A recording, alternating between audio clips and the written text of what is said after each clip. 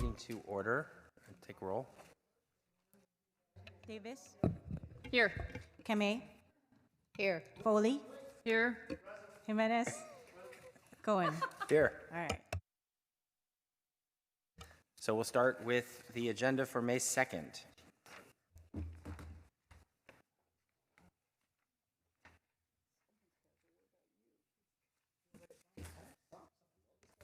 We have 9:30 closed session and 1:30 regular session. And it looks like 4 items on ceremonial and then consent on pages 6, 7, and 8. 12 items. We have board member interview for the retirement board at 3.3. Multifamily housing tax exempt notes and loan for 3.4. Skipping to section 6, we have energy risk management policy, 6.1, 6.2, climate advisory commission creation, 6.3, climate smart update, and then 6.4, natural working lands element, and we're dropping the REACH code ordinance 6.5, and nothing on land use. So let's go to public comment. Oh, and there's an ad sheet for whoever makes the motion. So let's go to public comment. No hands Looks raised like- at this time. Looks like no public comment, so Move back to... approval Second. with the ad sheet. Okay, go ahead. Sorry about that.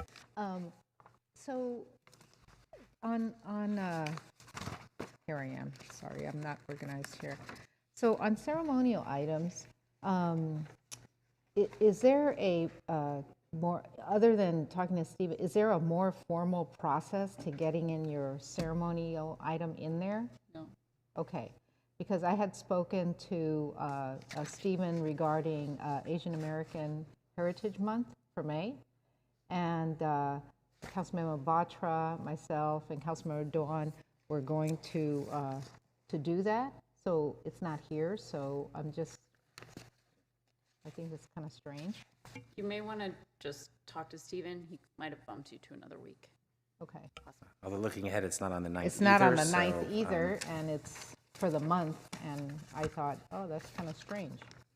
Sometimes we do the month even at the last week of the Oh, month. really? Just Yeah, FYI, I if did. there are a lot of. I did National Biking Month last week, last week, and there was only 1 week left in the month. So I think it's just a matter of, How many are on there? Okay, Yeah. okay, yeah. all right. Okay, all right, thank so you. this is the vote on the agenda. It says call meeting to order, but we'll use... We do have one public comment. Come on down. Public comment. Yeah, I guess we missed public comment on this one. We'll come back to public comment on the next agenda. So because we already are at the vote. We had the motion. We called for public comment. and We then called for closed public comment. So let's finish the vote on this one. All right, that item passes 5-0. So we'll move on to the agenda for May 9th.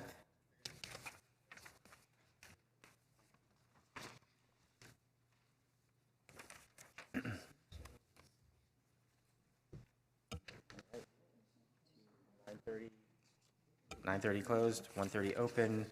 Again, 4 ceremonial items with 1 in the evening.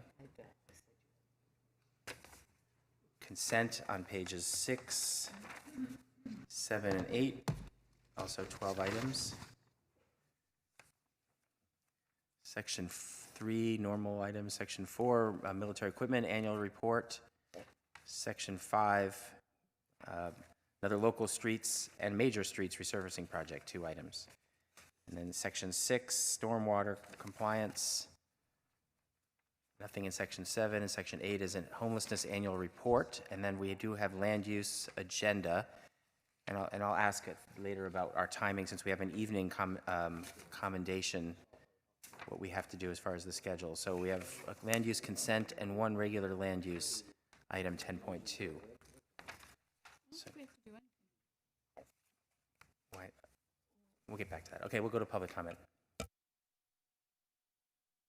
Blair Beekman,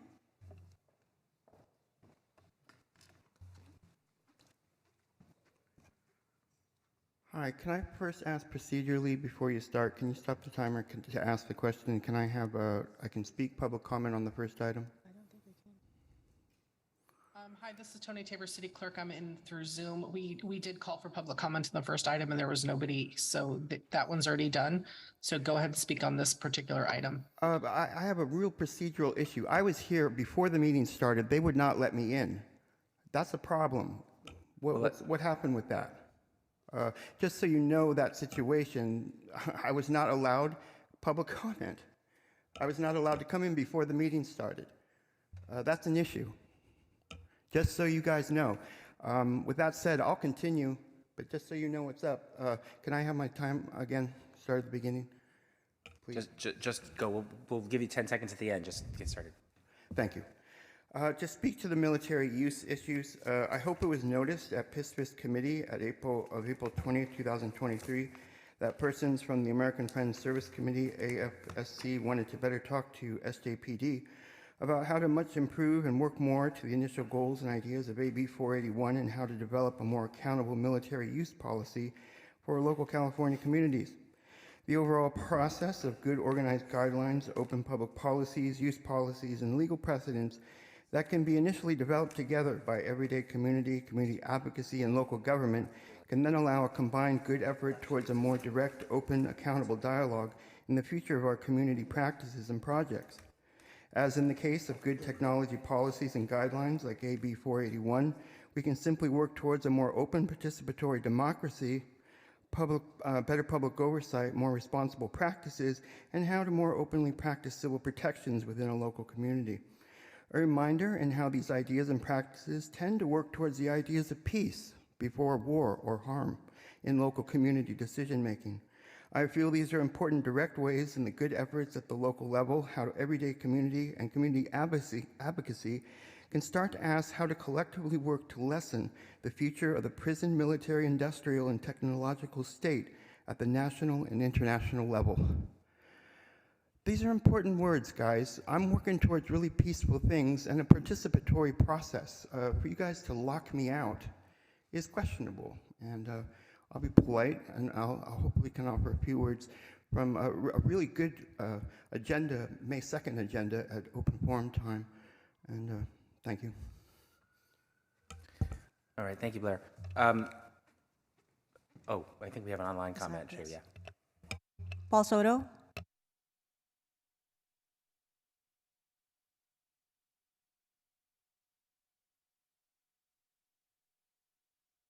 Hello, can you hear me? Yes.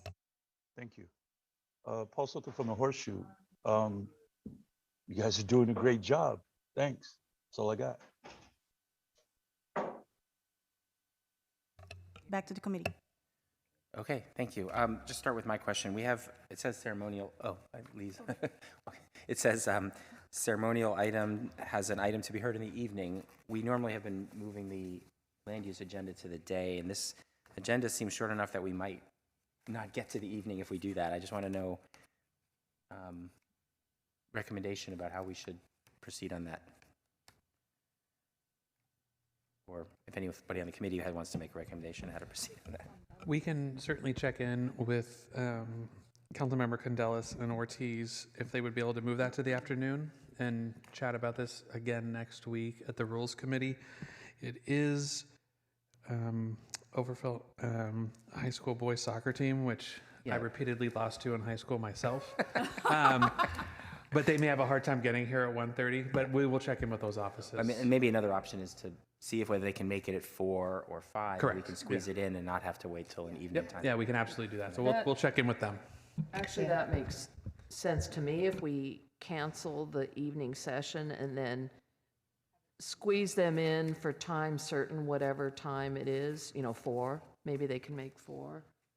So with Well, we can revisit this next week and talk to them about it, and then come back and make the detailed about canceling the evening session. Or do we have to cancel that today if we cancel I was it? going to cancel it. You can cancel it. But if it has to be done 2 weeks in advance, right, for land use Okay, so we can. So I would go ahead. Yeah. So that makes sense to move it till 4, but I don't I suspect some of the kids probably have rides that they need for their parents and other relatives. And so what I'm curious about, if we cancel it now and then we go reach out to Councilmember Dominguez and Ortiz, and they can't make it at 4, then what do we do then if we've already canceled it? But if we, I'm just concerned about having an evening session and not having anything to discuss. So we're sitting around for a couple of hours without being able understand to what you're saying. conduct our business. So Yeah, I, okay. yeah, I hear your point. Yeah, or I And mean, that's it's an excellent point, because we do want to get the kids here. It's really an honor to be able to, I think or moving it to another, asking them if they're willing to move it to another day where we actually will have an evening session. that's the other thing. Because I don't think it's tied to a particular, I mean, they won the championship I mean, it's been a little bit. But okay, go ahead. Councilmember Davis. Thanks.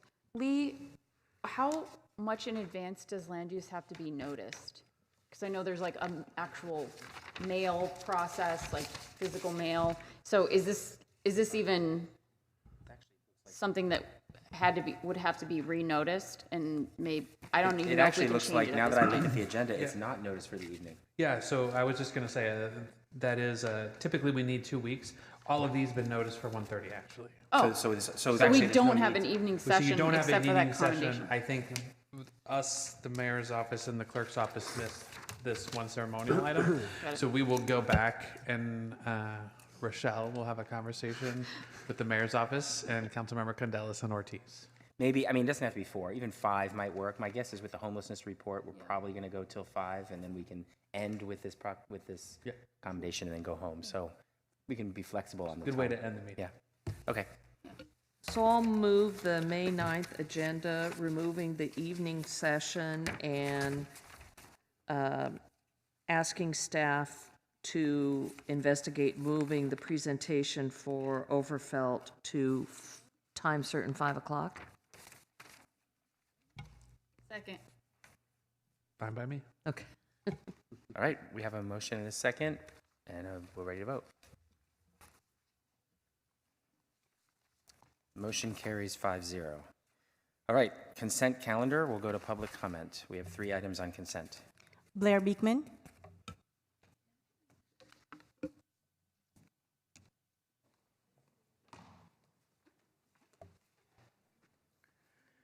Hi.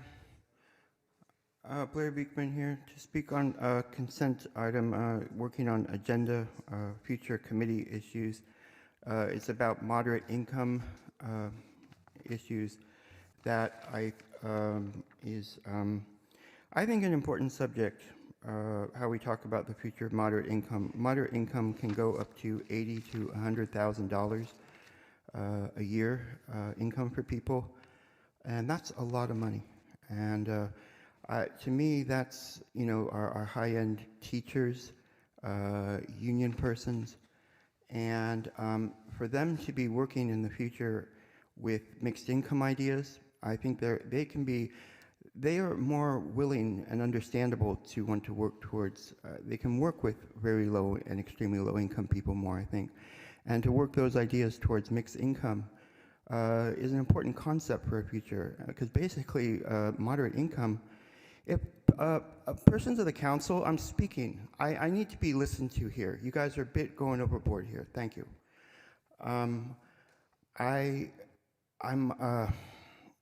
The persons of moderate income, they have a way to connect well with very low and extremely low. And it's a way to really define what is our current standard of high income, basically, I feel. People at $80,000 to $100,000 is pretty high income. So good luck in how to, there's an important melding process to take place, how to better talk about mixed income ideas that were kind of mandated to do by 2029, that I think we need to start really doing now, and to get ahead of the curve and in the process to really develop cooperative practices. Good luck. I hope we learned important lessons yesterday about what's being more cooperative. Thank you. Paul Soto.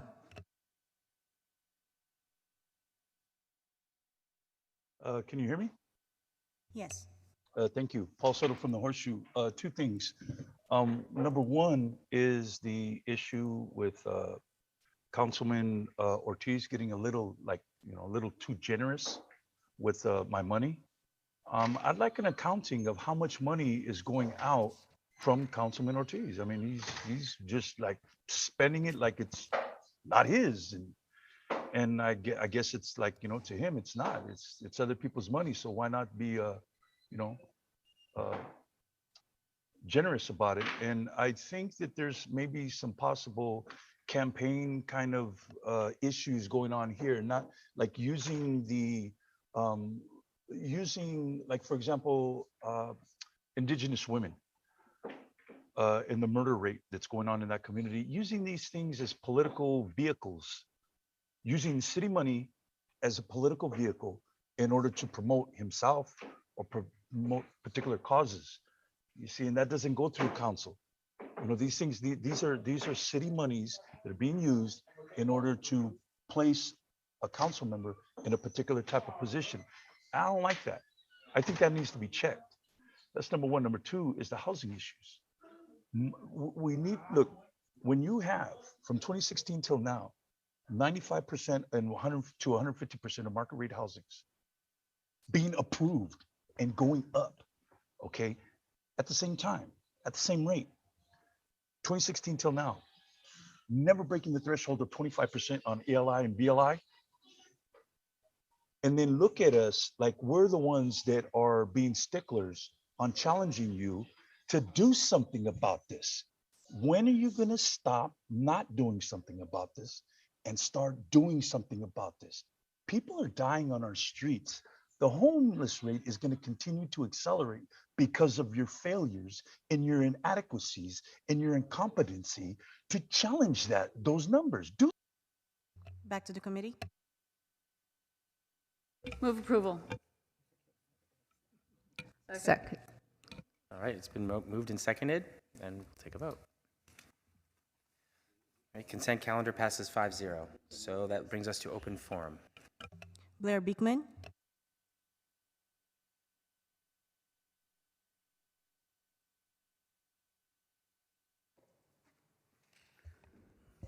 Good luck in how moderate income housing can really address our housing future goals as well. I think it can build things really well in our future too and connect that all to mixed income. That's good stuff. For all the hype building in the past few months for police to once again be at the center of community life and experience in this country, how exactly are we going to better address the recent drug bust of an SJPOA executive manager who is importing and distributing pharmaceuticals and fentanyl in the past 5+ years? As most people can understand the failings and shortcomings of local police departments, I hope we can be continually open to honest dialogue, ideas, and reporting at this time. Chief Mata has stated he wants to help bring justice to this situation. Through guesswork and innuendo, I'm currently guessing the SJPOA enterprise was possibly meant in terms of quietly fulfilling addict needs in local jails or giving out small pharmaceutical amounts for special specific SJPD ops. But it also needs to be considered if SJPOA fentanyl distribution had somehow been behind the waves of bad batches of fentanyl that sometimes has caused harm, death to numbers of people at a time in local SJ neighborhoods and across the state and country.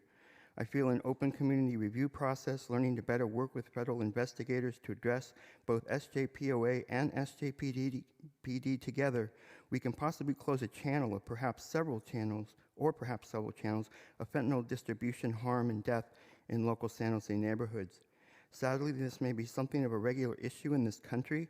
In San Jose, this is an infrastructure problem as embarrassing as difficult as the 2017 flood. We need to make clear the SJPOA fentanyl issues, distribution issues, and work efforts to work towards a more balanced narrative, what more exactly is policing, reimagined, good guidelines, and public oversight for the future of local neighborhoods and communities. Sorry for these words. I hope they can really help an honest process for ourselves. Thank you. Paul Soto,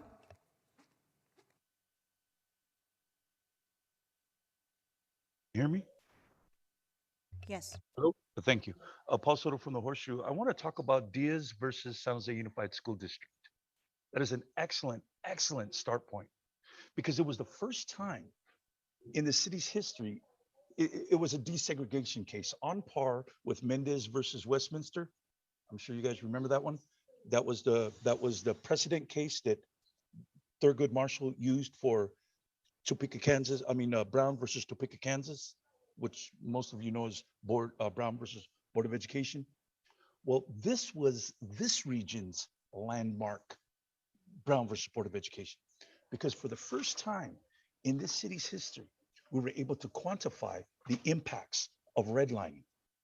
When you read this case, and I implore you, there's someone on this council right now that was interested in learning where the roots are. Well, the language is in there.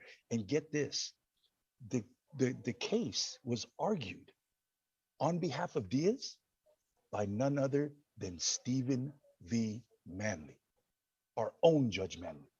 He argued it on November 4th, 1971. This was the landmark case. And so when you read it, though, you're going to see articulated for the first time the generational impacts and the quantifiable impact of redlining, the discrimination, the segregation, and how that segregation, because the barrios were segregated, that the amounts of taxes that were going into the schools was reduced. That's why Prop 13 came in only years later, right after that case. So can you see the connections? Then the Prop 13 protections prevented all these homes in the red line districts from paying their due taxes. We need to start talking about maybe amending Prop 13. You know, I'm sick and tired of these people not paying their fair share of assessed taxes on their homes. I think it's time. Call in user 1.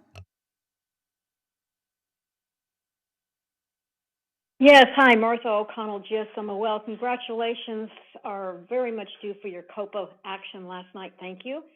During that presentation, I heard the word preservation. It must have been said at least 150 times. And I was stunned and amazed that the housing department did not discuss the mobile home park redesignation. They were told on 10/18/2022 by the Esparza Foley memo to start the process. They're supposed to be working on 13 parks. 3 of those are senior parks, and one of them is one of the lowest income parks in San Jose. It represents 2,685 homes.